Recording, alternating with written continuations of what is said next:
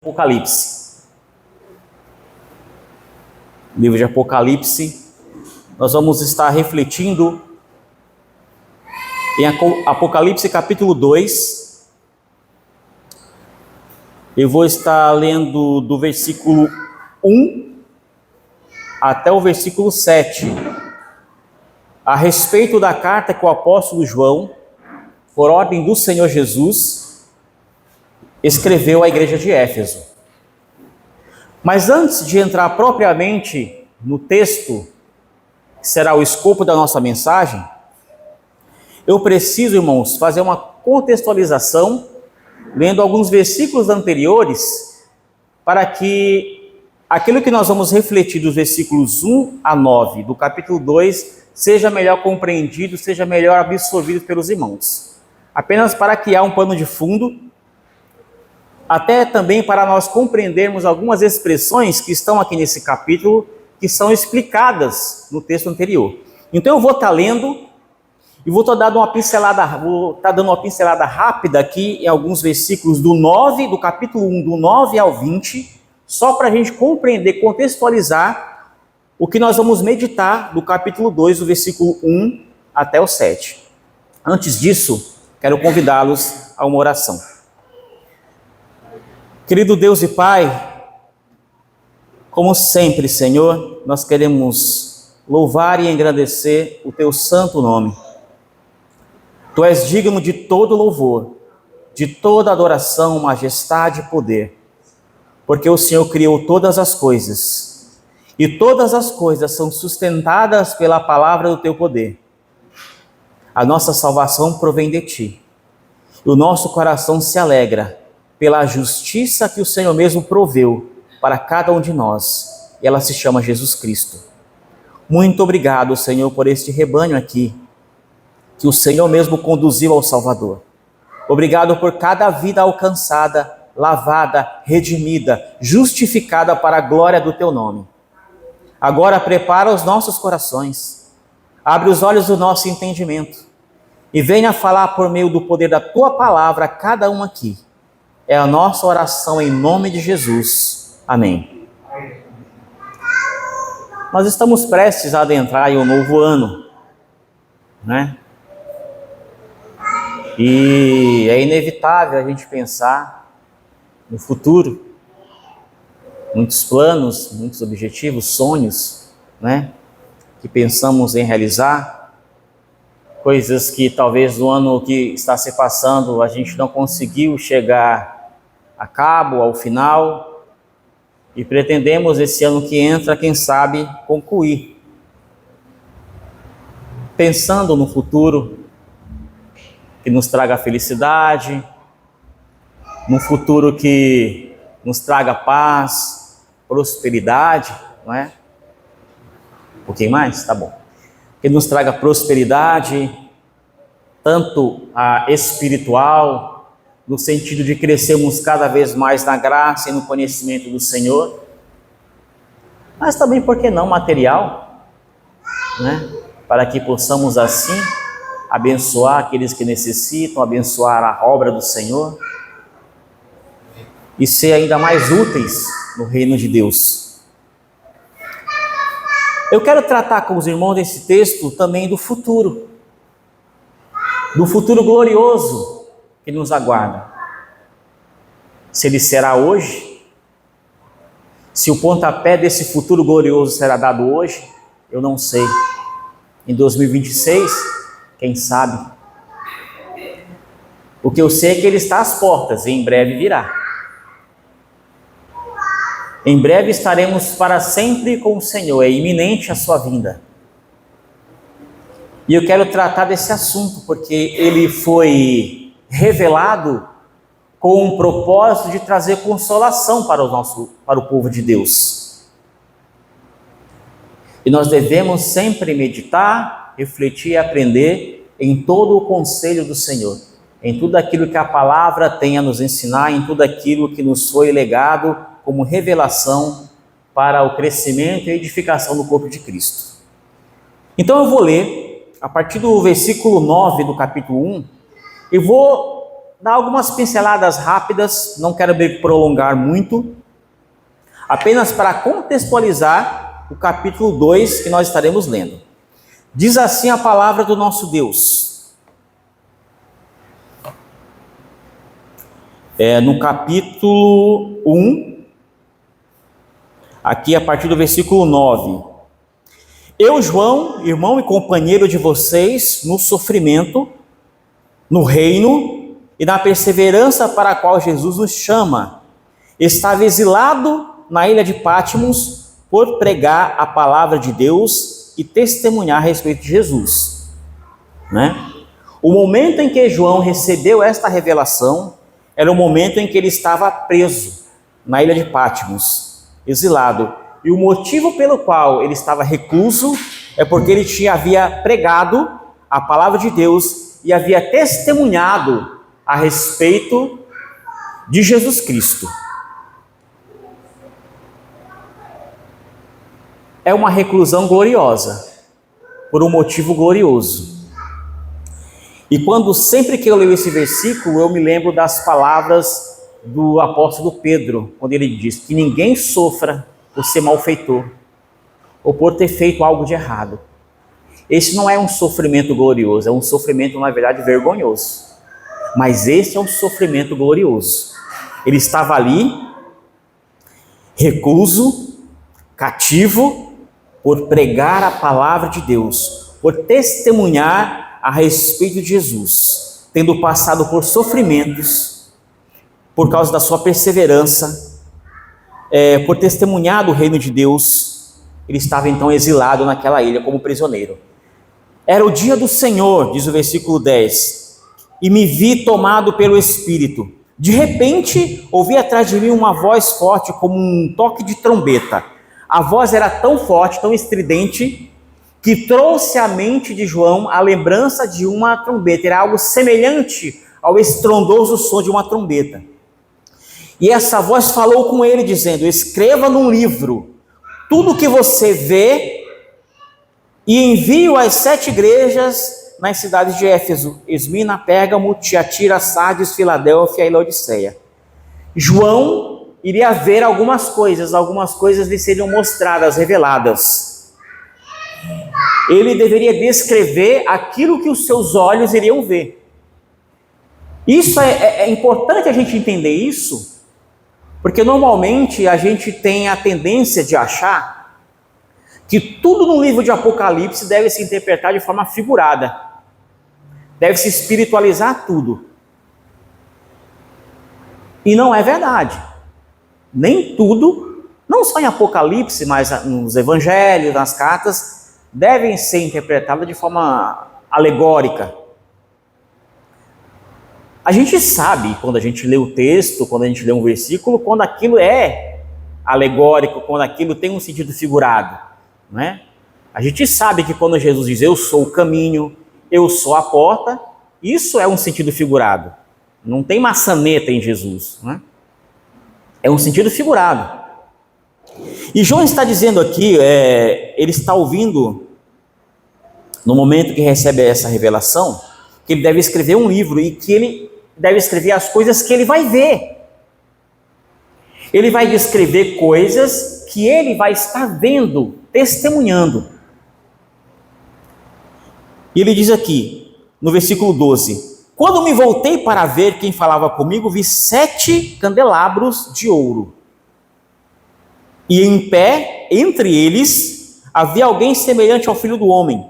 Vestia um manto comprido, com uma faixa de ouro sobre os pés. Aqui é uma linguagem... sobre o peito. Isso. Obrigado, meu irmão. Aqui, veja como é claro quando a linguagem ela é figurada. Ele viu 7 candelabros.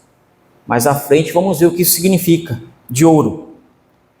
E no meio dele havia alguém semelhante ao Filho do Homem. A posição em que ele estava, no meio, é de um regente, alguém que está sob o controle, sob o comando daqueles candelabros, não é? É ele quem exerce o domínio. É ele quem exerce o poder e quem tem a autoridade. Por isso a sua posição ali ao meio. E os candelabros à sua volta, como que dependendo da sua luz, dependendo do seu comando, dependendo ou dependentes da sua palavra, da sua majestade. A sua vestimenta denota a sua majestade, o seu poder, também a sua autoridade. No versículo 14, a cabeça e os cabelos eram brancos como a lã e a neve. O que significa isso? A cabeça e os cabelos eram brancos como a lã e a neve, né? Isso fala a respeito da sua eternidade. Quando você pensa em cabelos brancos, quando você vê alguém de cabelos brancos, o que vem à mente? É uma pessoa que já viveu muito tempo, já tem muitos anos de vida, já tem muita experiência. A ideia aqui é transmitir que aquele cuja cabeça e os cabelos eram brancos é aquele que vive eternamente, né? Sempre viveu, sempre existiu e sempre existirá. E ele diz aqui, e os olhos como chamas de fogo, né? Aqui denota a ideia da sua onisciência. Ele vê tudo, ele vê todas as coisas, não importa onde eu esteja, não importa o que eu faça, não importa em que lugar eu esteja, ele vê todas as coisas e julga corretamente todas as coisas. Os pés eram como de bronze polido, refinado numa fornalha, e a voz ressoava como fortes ondas do mar. Os pés de bronze trazem a ideia do seu juízo e da justiça que um dia ele irá exercer contra os seus inimigos, porque a Bíblia fala que ele irá esmagá-los um dia. A Bíblia fala a respeito do lagar da ira de Deus. Já ouviram essa expressão? Para que serve um lagar? Um lagar é um local onde são amassadas as uvas, elas são pisadas aos pés. A pessoa pisa para tirar ali então o suco e dali fazer o vinho. E a ideia aqui, pés como bronze polido, traz a ideia daquele que um dia irá julgar os seus inimigos, irá pisoteá-los na sua ira. E a voz ressoava como fortes ondas do mar, sua autoridade, o seu poder. Na mão direita, ele tinha 7 estrelas, e de sua boca saiu uma espada afiada dos 2 lados. Na mão direita, a destra traz a ideia de autoridade, de poder, não é? De majestade. É aquele que comanda, é aquele que tem autoridade sobre as 7 estrelas, e elas dependem dele. Amém. A face dele, aqui no caso a sua boca afiada, saiu uma espada. Nós sabemos que isso é símbolo da palavra dele, não é? A palavra que afiada dos 2 lados. A primeira palavra que ele trouxe quando veio a este mundo foi uma palavra de graça, porque ele veio como um servo sofredor. Ele veio como um servo sofredor, como um cordeiro de Deus que tira o pecado do mundo, mas voltará como um leão, voltará com um cetro de ferro para governar e exercer juízo sobre as nações. Não vai ser mais o Cordeiro de Deus que vai voltar. Ele já veio. Agora virá o supremo juiz, o general, o rei, para fazer justiça e tomar posse do seu reino. Na mão direita, aqui a face brilhava como o sol em todo o seu esplendor, denota a sua glória, o resplendor da sua glória. Quando o vi, caí aos seus pés como morto. Ele, porém, colocou a mão direita sobre mim e disse: não tenha medo, eu sou o primeiro e o último. Eu sou aquele que vive, estive morto, mas agora vivo para todos sempre. E tenho as chaves da morte e do mundo dos mortos, ou do inferno. Quem é que tem o poder da morte? Quem é que tem o poder de tirar a vida? Quem é que tem o poder de lançar no inferno? Não é o diabo. como os romanos pensam, né? Como a igreja romana pensa. É o Senhor Jesus que tem essa autoridade. Quem é que tem o poder para abençoar e para amaldiçoar? Quem possui em suas mãos autoridade para isso? É o nosso Deus. É Ele quem abençoa e também é Ele quem amaldiçoa, não é? Você já leu o Antigo Testamento, você deve se lembrar, né, das bênçãos e das maldições. Não é que as bênçãos foram proferidas por Deus e as maldições por Satanás, não. Tanto uma como outra foram proferidas por Deus. E é Ele quem administra essas coisas soberanamente da maneira como Ele quer. Portanto, escreva o que viu, tanto as coisas que estão acontecendo agora, como as que acontecerão depois. Este é o significado do mistério das 7 estrelas que você viu na minha mão direita e dos 7 candelabros de ouro.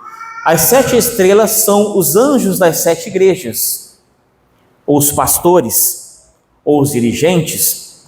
Os 7 candelabros são as 7 igrejas. Então vamos agora lá para o capítulo 2. Já demos aqui então uma contextualizada. E vamos entrar aqui no texto propriamente dito, em que nós iremos discorrer aqui versículo por versículo, para entendermos aqui essa mensagem. Então vamos lá. Apocalipse capítulo 2, versículo 1. Escreva esta carta ao anjo da igreja em Éfeso.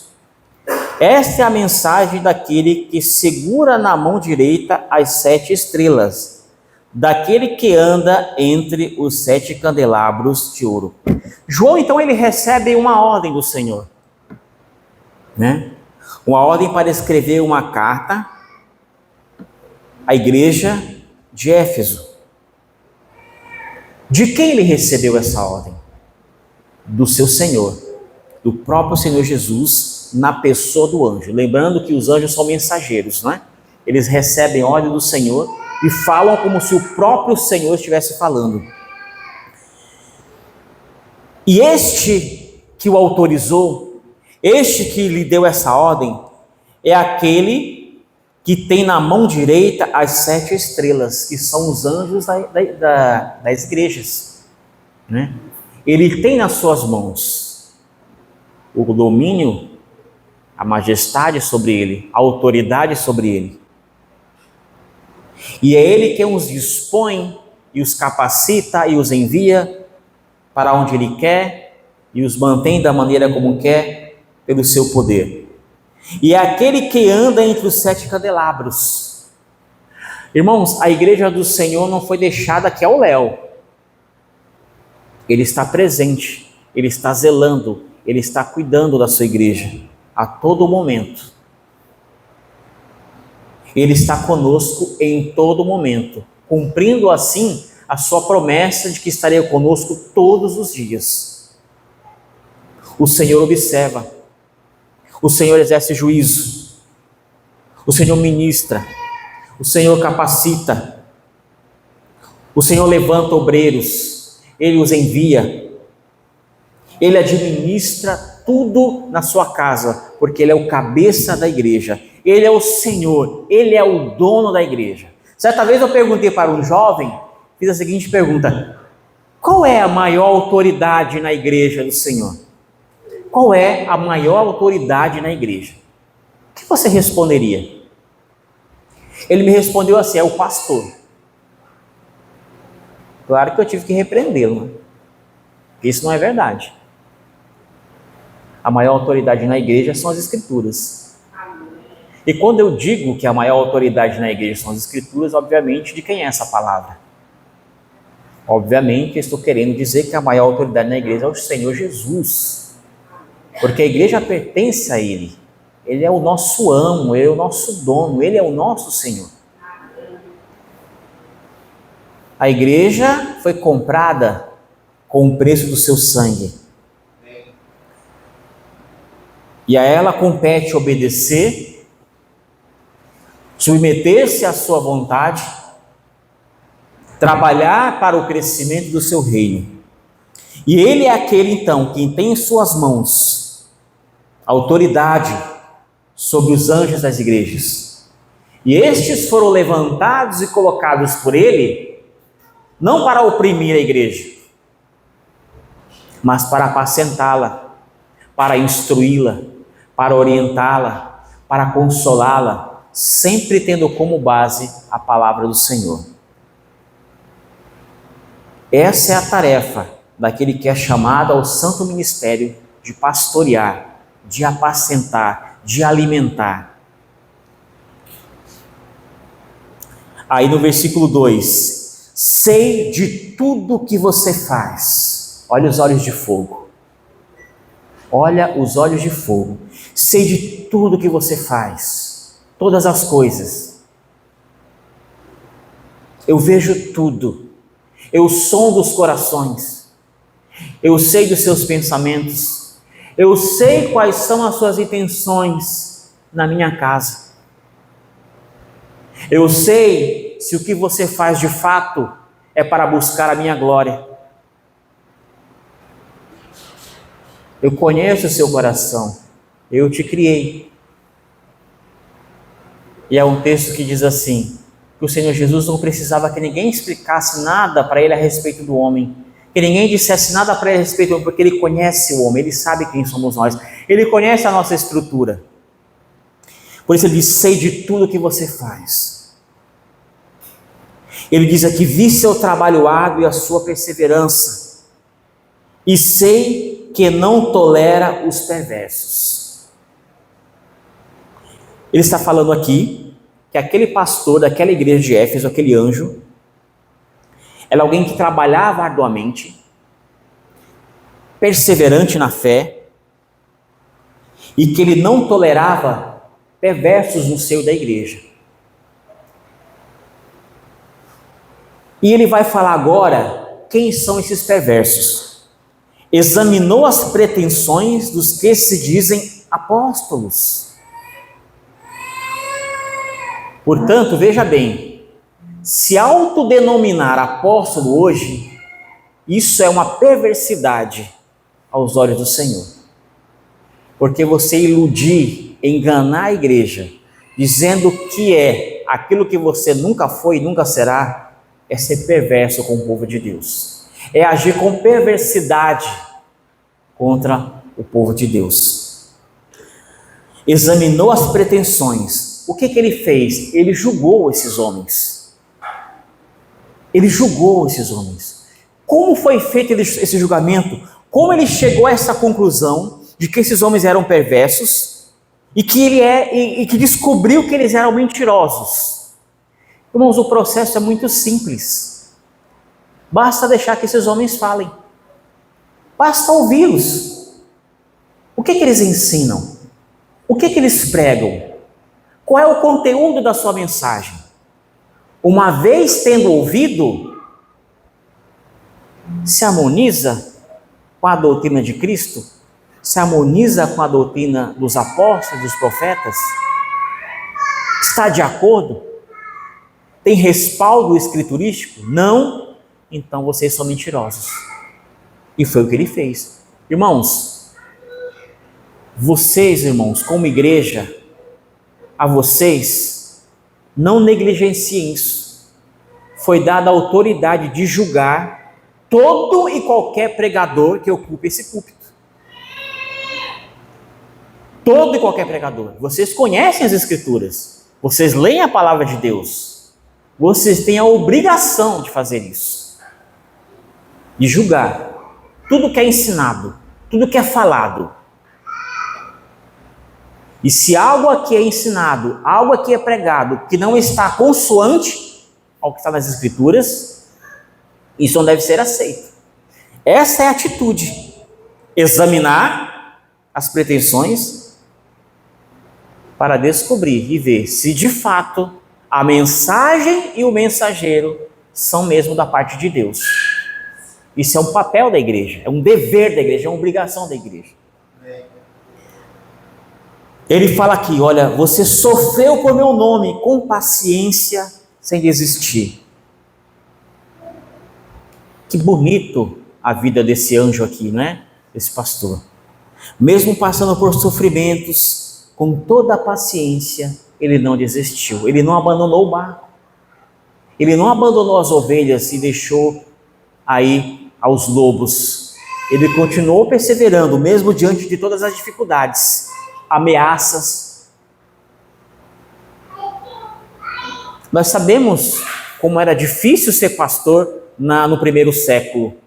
Muitos passavam privações, fome, nudez. Muitas vezes os seus bens eram confiscados, não é? Por que os irmãos acham que haviam tantas viúvas? Por que os irmãos acham que haviam tantos órfãos? Por causa das mortes, né? Eles eram mortos simplesmente por causa do nome de Jesus. Por isso muitas viúvas que tinham seus maridos executados, quando não eram os pais, o pai e a mãe, e ficavam ali as crianças órfãs, e a igreja tinha que cuidar deles, tinha que ampará-los. E ele suportou, não é, todos esses sofrimentos. Nós temos suportado os sofrimentos por causa do nome de Jesus? Ou nós desistimos com muita facilidade?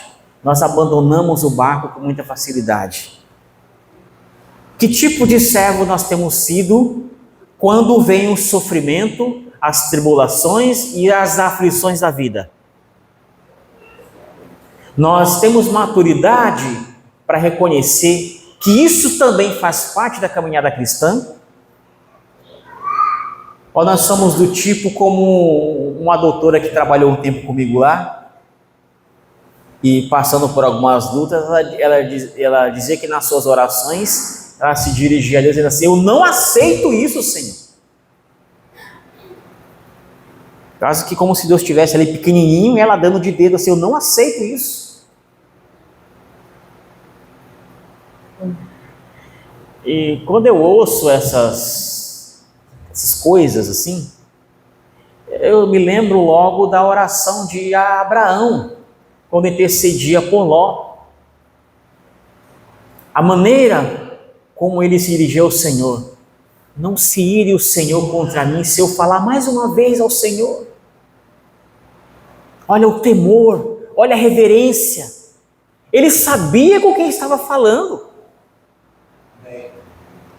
E hoje você vê pessoas se dirigindo a Deus como se Deus fosse um moleque,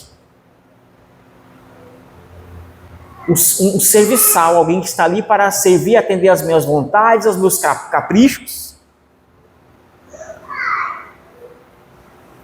Que tipo de servo tenho sido eu? Como tenho me comportado? Que atitudes tenho tomado quando vêm as provações? Tenho tido paciência no Senhor? Não tenho desistido, tenho perseverado? Que cada um reflita na sua própria vida. Contudo, tenho contra você uma queixa. E aqui vem as queixas. Você abandonou o amor que tinha no princípio. Notem que ele está falando de alguém que trabalhava arduamente, que perseverava, que julgou e denunciou falsos apóstolos, que tinha paciência e não desistiu diante das provações. Mas não havia mais neste servo o zelo, aquele ardor pela causa de Cristo, aquela paixão, aquela devoção, aquela piedade, Daniel, aquela entrega. Parece que ficou tudo meio que mecânico. Eu vou fazer, porque eu sei que eu preciso fazer, eu tenho que fazer. Vou até fazer bem feito, mas...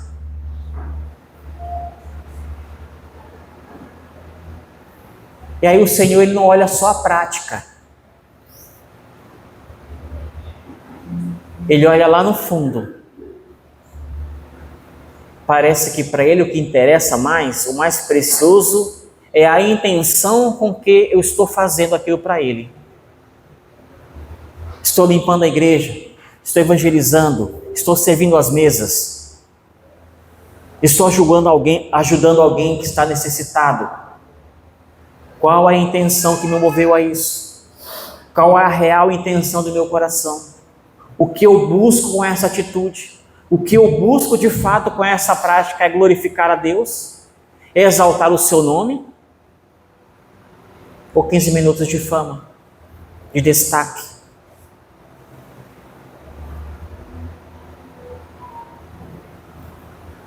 Você abandonou o primeiro amor que tinha no princípio. E aí, ele agora vai apresentar o remédio para isso. Se eu e você estamos nessa situação, temos até feito a obra do Senhor, mas com certo desmanzelo, com certa frieza, qual é o remédio para isso? Veja até onde você caiu. Qual foi o momento? O que foi que aconteceu? Que fez com que esse amor, essa paixão, essa devoção esfriasse? Veja até onde você caiu. Esse é o primeiro ponto, identificar a causa. Foi um pecado? Identifique-o. Em que momento foi? Com certeza eu e você sabemos. Nós sabemos.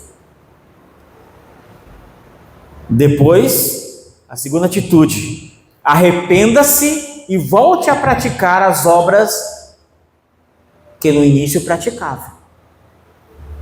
Eu quero não somente as obras, eu quero a mesma devoção, eu quero o mesmo zelo, eu quero a mesma dedicação. Você pode enganar os homens, você pode iludir as pessoas, mas eu vejo o seu coração, eu olho o seu interior. Eu sei quem veio aqui hoje com o desejo de adorar a Deus de fato, e que veio apenas só para bater o ponto e dizer mais um domingo, ou mais um culto, mais uma ceia, mais um louvor, mais uma pregação.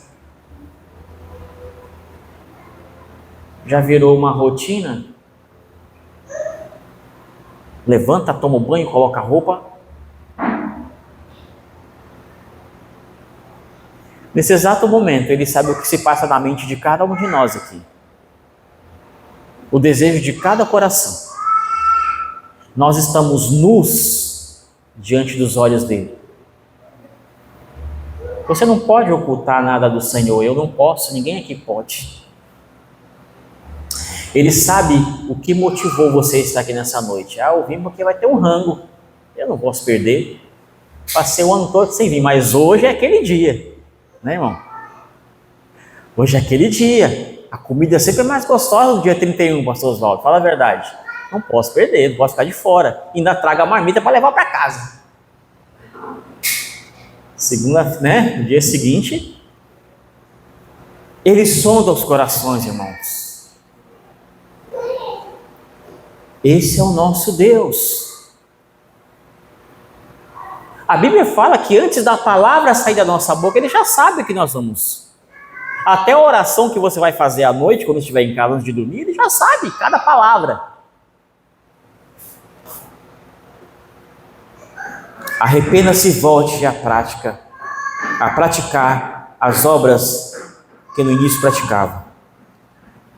Aí vem uma palavra de juízo. Do contrário, ou seja, se eu não identificar o momento em que essa frieza se abateu sobre mim, se eu não me arrepender e voltar a praticar as obras com amor, com dedicação, com piedade, com desejo de glorificar o seu nome, virei até você e tirarei seu candelabro de seu lugar entre as igrejas. Virei até você e tirarei o seu candelabro. Essa é uma palavra de juízo. Ele está dizendo para o pastor daquela igreja e para a igreja como um todo. Vocês precisam se arrepender, voltar ao primeiro amor. Se você não fizer isso, você vai perder a igreja.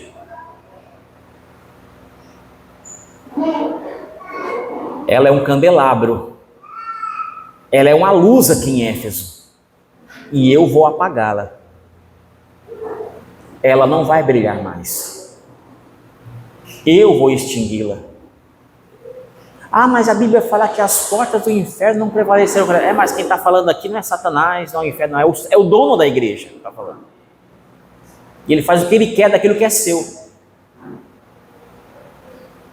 Ele está dizendo, ou você se arrepende, identifica onde você caiu, eu sei, e você também sabe. Arrependa-se, volte a praticar as mesmas obras. O eu virei contra você. E a gente sabe que horrenda coisa é cair nas mãos do Deus vivo. E eu tirarei o seu candelabro. O que é o candelabro? Nós vimos ali. É a igreja. Você vai perder esse rebanho. Eu vou tirar de você, vou levar para outro lugar e vou colocar sobre a responsabilidade de outro.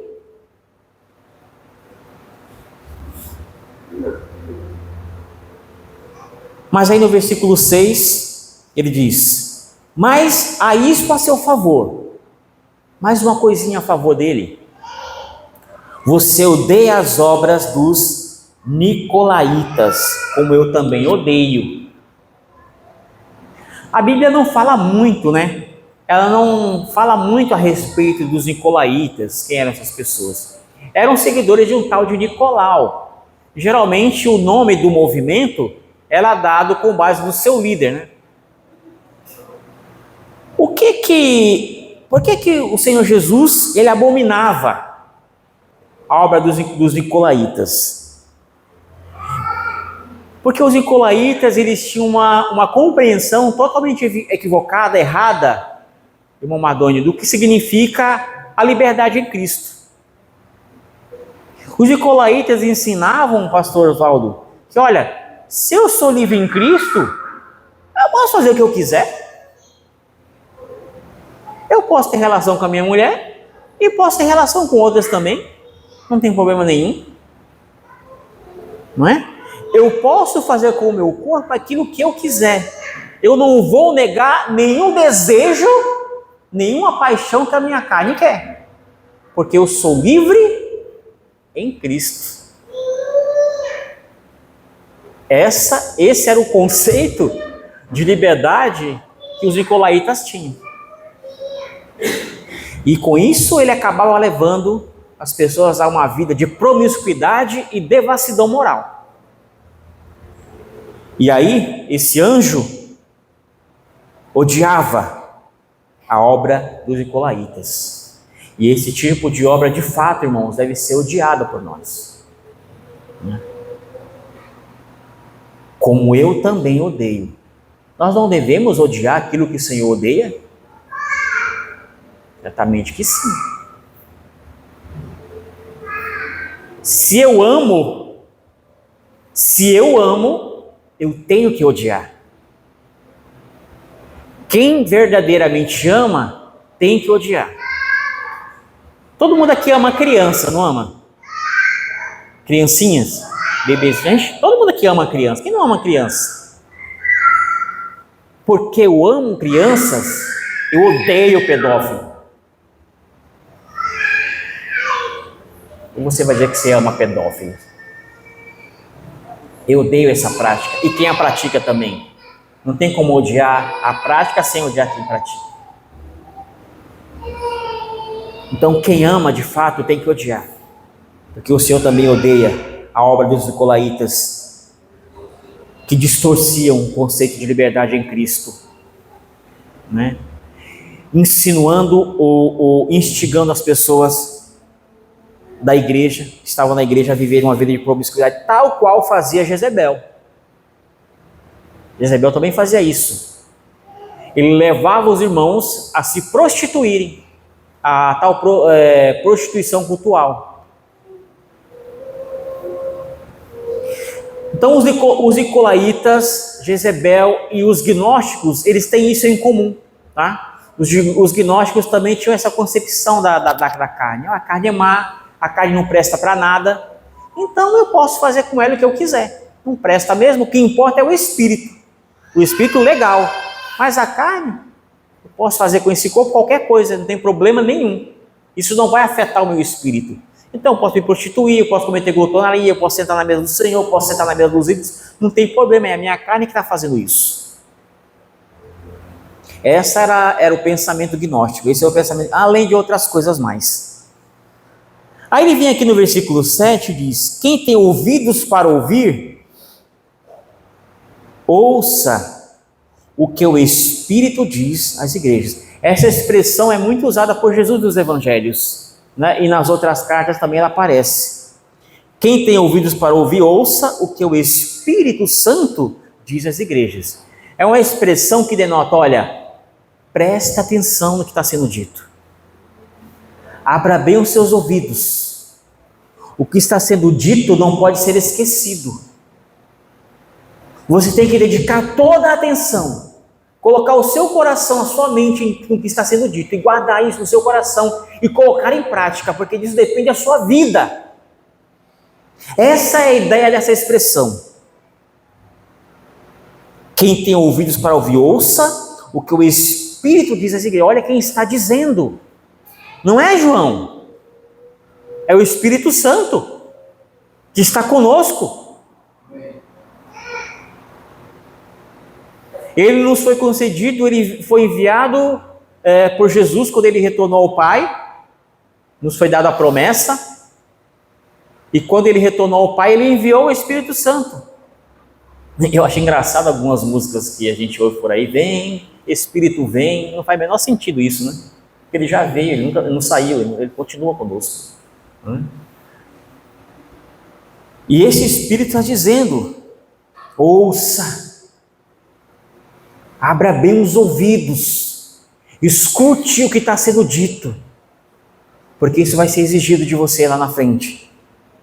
Ao vitorioso darei o fruto, olha só, da árvore da vida que está no paraíso de Deus. Nas antigas culturas, o que eles chamavam de paraíso, a ideia que eles tinham de paraíso geralmente era aqueles jardins que eram construídos em volta da casa, era um lugar bem, bem gostoso, de muitas plantas frutíferas, flores, não é? Isso é o que se chamava de paraíso, era um lugar aprazível de estar, gostoso de ver, de estar presente, não é? Então essa é a ideia de paraíso. E aqui diz que ao vitorioso, nesse paraíso, Jesus dará o fruto da árvore da vida. Enquanto eu estava meditando nesse texto, até estava conversando com a minha sobrinha Gisele, né? A gente sentou na mesa e conversou muito sobre isso, hoje pela manhã. E a questão que vem quando a gente lê esse texto aqui, esse versículo afinal de contas, é uma árvore de verdade, de fato? Aqui é literal? Tem uma árvore lá mesmo e a gente vai comer o seu fruto e aí sim a gente vai viver eternamente? Ou será que essa árvore apenas tipifica, é um símbolo da pessoa do Senhor Jesus? Qual opção você escolheria das duas? Eu particularmente, a minha posição é de que essa árvore da vida, ela simboliza Cristo. Né? Ela é um símbolo da pessoa de Jesus. Ele é a videira verdadeira. E se você for notar aqui, moço, poderia fazer a gentileza de colocar aí, deixa eu só encontrar aqui, João capítulo 6, vê se é o 58 para mim, 6,58, João capítulo 6, 58,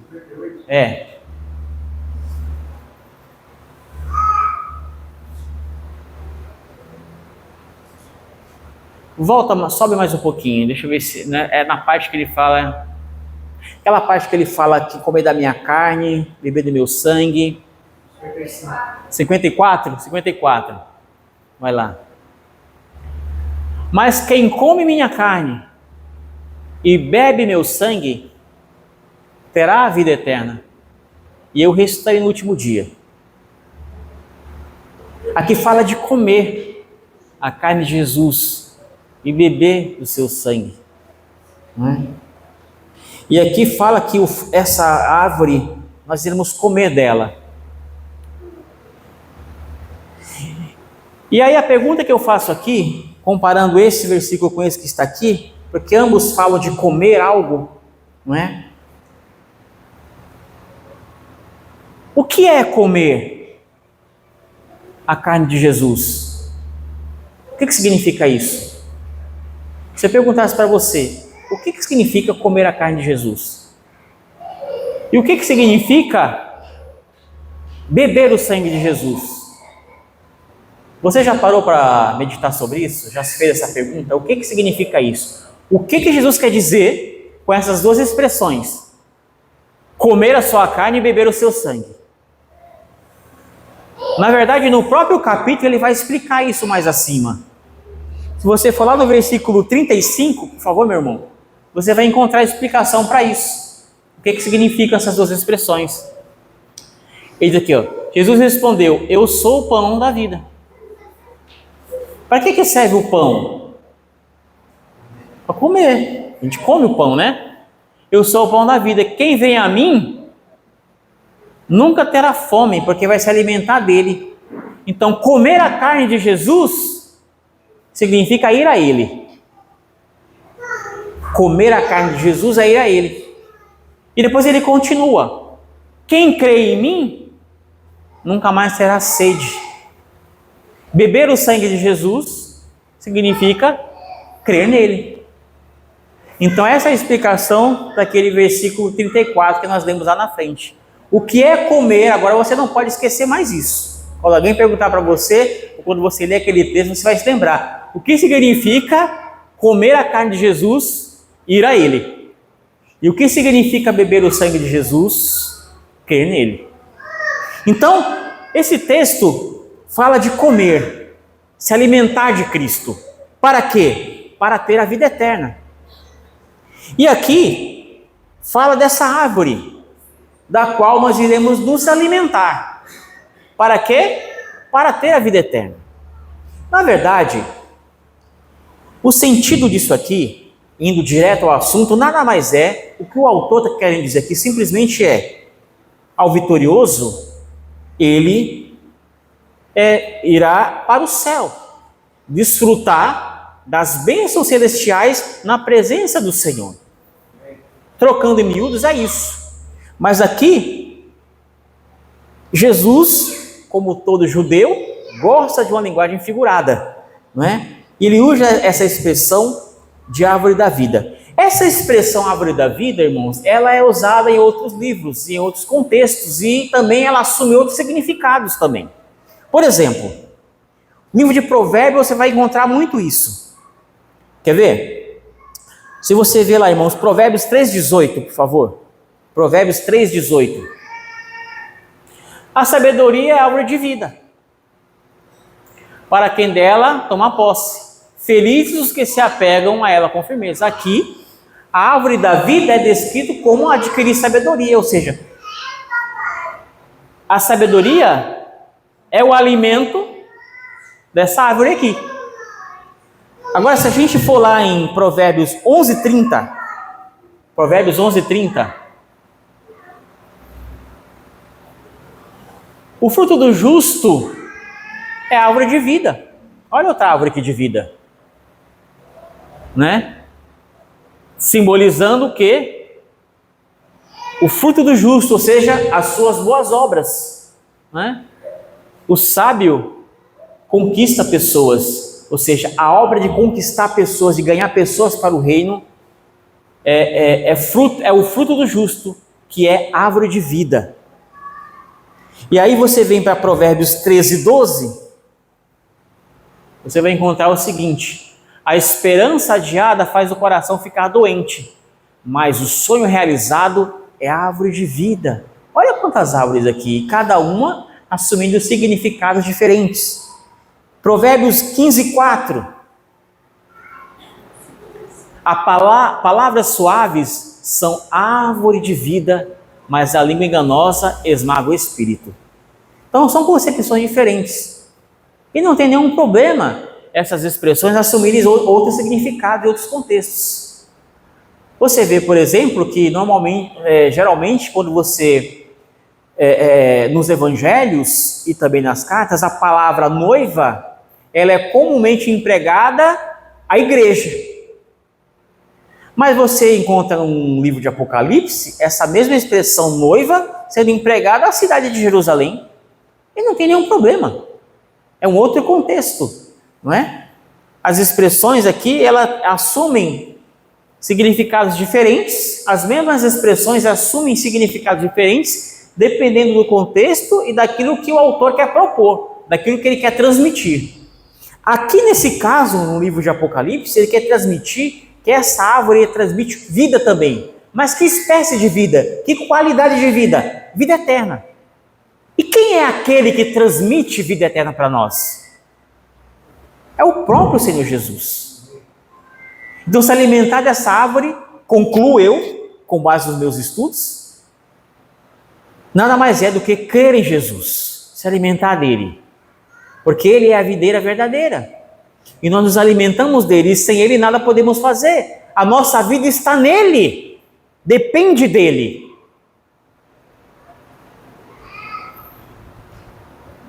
Então, meus queridos, nos alimentemos dessa árvore que é Jesus, dessa árvore da vida, que está no paraíso de Deus, não é? Nós sabemos que ainda não desfrutamos da salvação na sua plenitude. Estamos salvos, estamos sendo salvos e seremos salvos. Você vai encontrar essas três expressões nas Escrituras. Agora eu confundi minha cabeça, pastor. Não, estamos salvos. Quem crê em Cristo e o confessa como seu Salvador está salvo, definitivamente salvo. Se refere à salvação pela fé na obra de Cristo. Estamos sendo salvos. O que significa isso? O processo de santificação. Estamos nos santificando, irmão Reginaldo, cada dia. Estamos sendo salvos. Santificação é um processo que pouco a pouco eu vou deixando de parecer cada vez mais comigo e me parecendo cada vez mais com o meu Senhor. E seremos salvos. Aqui já joga lá para o futuro. Aí eu penso em quê? Ressurreição, arrebatamento, a volta de Cristo. Quando receberemos a promessa do corpo glorificado, incorruptível, totalmente livre do pecado, que Paulo descreve como um edifício. Estava meditando isso com o irmão Daniel essa semana. Agora, nós vivemos numa tenda. Essa tendinha aqui, ó, está desmontando, está se desfazendo, tadinho, né? Porque a tenda não é algo que fica perene. Você desmonta ela aqui, depois coloca em outro lugar ali. A tenda é para quem está peregrinando. E Pedro fala que nós somos peregrinos. Esse corpo aqui, decaído, corruptível, é essa tenda. Cada dia cai um pauzinho, cai uma cortininha. A gente está envelhecendo, ele está morrendo. Essa tenda está se desfazendo. Mas, um dia, tomaremos posse de um edifício. E o que é esse edifício? Não é uma casa, tá, irmão? Uma mansão que vai ter lá no céu, não. Não é isso. Né? Um sobradão, 2, 3 andares, que lindo. Não. O que é esse edifício? Edifício não é uma moradia de quem vive toda hora mudando de um lugar para outro, de quem vai estar no lugar de forma definitiva. Esse edifício é o corpo glorificado, que um dia eu e você vamos receber. Corpo ressurreto. Não é? Imagine, totalmente livre do pecado. Um corpo que não vai mais se decompor, não vai mais envelhecer, não vai mais adoecer, não vai estar mais sujeito às limitações de tempo, talvez até de espaço, porque nós não sabemos do que é capaz um corpo glorificado. Lembre-se que Jesus, ele ascendeu ao céu depois da ressurreição, ou seja, ele ressuscitou com um corpo glorificado e nenhum anjo o levou, ele subiu com um corpo glorificado. Será essa uma capacidade do corpo glorificado? Um dia saberemos, né? Mas esse edifício está guardado para aqueles que vão se alimentar da árvore da vida, ou que já têm se alimentado, não é? Da árvore que é Jesus Cristo, que receberão a vida eterna no paraíso de Deus. No paraíso de Deus. Paraíso aqui denota um lugar de deleite, de desfrute, de felicidade sem fim. Isso é o que aguarda por mim e por você, que já temos colocado a nossa confiança no Senhor. Talvez você esteja fazendo muitos planos para o ano que vem, mas eu posso te garantir que nenhum deles se assemelha a isso, aos planos que o Senhor fez para mim e para você. São superiores. Por isso Paulo fala: pensai nas coisas que são do alto. Pensai nas coisas que são do alto. É tão triste. Eu não sei se os irmãos têm esse sentimento, mas às vezes eu converso com alguns cristãos e eles só sabem falar de coisas terrenas, de coisas deste mundo. Irmãos, eu sei que nós vivemos aqui, temos que trabalhar, temos que cuidar da nossa saúde, temos que cuidar dos nossos filhos, temos que cumprir os nossos compromissos, né? Portanto, cristão, não seja caloteiro, pague as suas contas, cumpra os seus compromissos, seja honesto, não é? Tudo bem, temos sim. Mas não são essas coisas que devem ocupar o primeiro lugar, nem ter a primazia na nossa mente e no nosso coração. São as coisas de Deus. São as coisas do Senhor. Nós somos mordomos dele. E devemos viver nesta vida para servi-lo, cuidando dos nossos afazeres, mas sempre também procurando agradar ao Senhor. De que forma? Você e eu temos que continuar servindo ao Senhor da mesma forma que o servimos no primeiro dia quando aceitamos a Cristo. Você se lembra daquele fervor? Daqueles primeiros dias, dos primeiros passos na fé? Você se lembra daquela paixão, daquela piedade, daquela devoção, daquela dedicação, daquela alegria quando chega, opa, hoje é hora de ir para a igreja, que felicidade. E o culto passava tão rápido, porque era tão gostoso estar aqui, estar em comunhão com os irmãos. Você se lembra disso, desses momentos? Como o seu coração ardia quando você meditava na palavra, quando você orava, quando você entoava os hinos, quando você sentava com os irmãos para ter aquela conversa sadia sobre as coisas de Deus, como você se alegrava com isso, como isso trazia prazer para você. E hoje você continua vindo, você está aqui, como eu também estou, mas o ânimo é o mesmo? O zelo é o mesmo? A alegria de estar aqui ainda é a mesma? A devoção cresceu ou diminuiu? Há mais desapontamento, decepção, tristeza, mágoas, ressentimentos? Ou a alegria da salvação em seu coração? Não deixe que essas coisas sobreponham a alegria da sua salvação. Os problemas entre nós podemos resolver simplesmente perdoando ou pedindo perdão, confessando e suportando uns aos outros, carregando o fardo uns dos outros. É assim a vida cristã. Não adianta criar uma fantasia aqui. Essa é a vida cristã. E que nós possamos, irmãos, nesse ano, caminhar juntos. Nós que somos galhos ligados a essa videira, essa árvore de vida que é Cristo, que essa seiva continue a nos alimentar e a nos incendiar, a nos levar realmente a sentir a essência do primeiro amor novamente em nossas vidas. Que as nossas reuniões voltem a ser alegres, festivas, cheias de prazer e de alegria, com aquela mesma satisfação, com aquele mesmo empenho.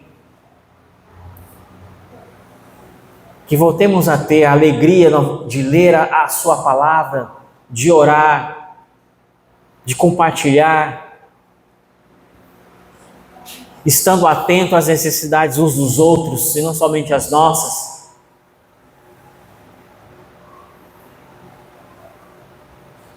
Que o Santo Espírito de Deus possa tocar de fato por meio da sua palavra em nossos corações, que nós possamos, ao nos alimentarmos de Cristo a cada dia por meio da sua palavra, tornarmos este ambiente aqui um ambiente onde o nome do Senhor é glorificado, onde nós perdoamos e pedimos perdão, onde nós nos amamos, não com o amor que é só de boca, né? Mas que se expressa, muitas vezes não precisa nem falar, irmãos, deixa que a atitude fala. Você nem precisa chegar no seu mundo e falar, eu te amo. Deixa que as suas atitudes falem isso. Falem isso por você. E que nós possamos, como vencedores, estar naquele dia, diante do trono, como aqueles que herdaram a vida eterna e que estarão desfrutando dela para sempre, na presença do Senhor Jesus Cristo. Que Deus abençoe a todos nós. Que esse ano seja um ano de paz, um ano de vitórias, mas principalmente de muito crescimento espiritual para essa igreja. Continuem crescendo na graça, no conhecimento do Senhor Jesus. Não abandone a sua leitura bíblica, não abandone a sua vida de oração, não abandone a comunhão com o corpo. Não existe essa história de crente, de cristão, que não vem às reuniões, que não se reúne, que não vem ao ajuntamento santo. Aquele que é de Cristo quer estar com o corpo, no corpo de Cristo, ligado à cabeça, que é Cristo. Que Deus abençoe a todos nós e que esse ano que vai se iniciar seja um ano de grandes transformações e vitórias na vida de cada um de nós. Amém? Que Deus nos abençoe. Eu quero devolver a palavra ao pastor Oswaldo.